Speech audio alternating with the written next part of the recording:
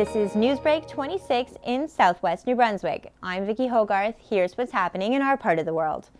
The Victoria Day long weekend is considered by many to be the unofficial kickoff to summer in New Brunswick. While the weather certainly agreed with that notion this year, in some ways the calendar was very different. In St. Andrews, the annual Music and Nature Festival Paddlefest was cancelled due to COVID-19. But that didn't stop locals and visitors alike from coming to town now that the government has given the green light for parks, trails, campgrounds, stores, and restaurants to open in the orange phase of New Brunswick's recovery plan. Social distancing restrictions still apply, as well as a limit to outdoor gatherings to 10 or fewer people with 2 meters between each person not sharing the same household bubble. Some retailers still decided to keep their doors closed, while others were keen to open and are optimistic about the season ahead. You're going to see a lot of local movement around New Brunswick and just people exploring their own province, which is really a positive thing.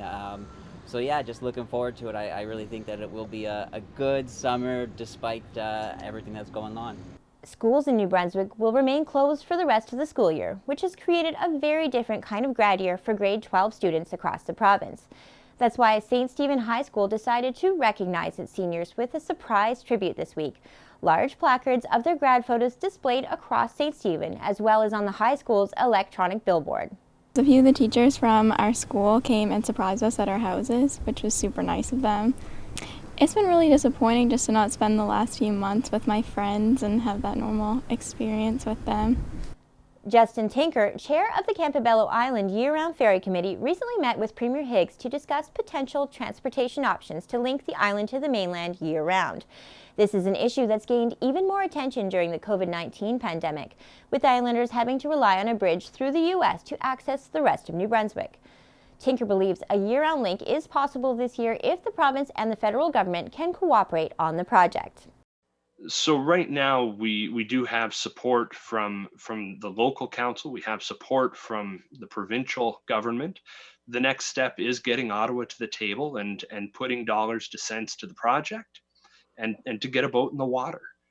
We're coming up on a summer construction season that there's no reason that this can't be fast tracked and appropriate dockage put in the water.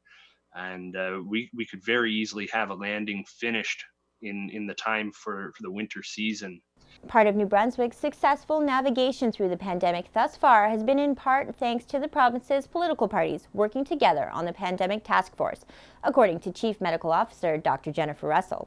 Having the support of the government, an all-party cabinet committee, this is unique in Canada, so you don't have the divisiveness of politics getting in the way in terms of distracting from the message to the public. So that unified message is really also very helpful.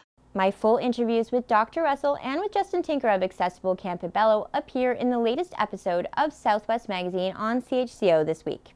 That's all the news I have for you. For live broadcasts of New Brunswick's COVID-19 updates, tune into CHCO Mondays, Wednesdays, and Fridays at 2:30 p.m.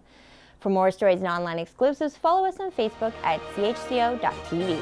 A news and public affairs production of CHCO-TV, New Brunswick's only source for independent community television.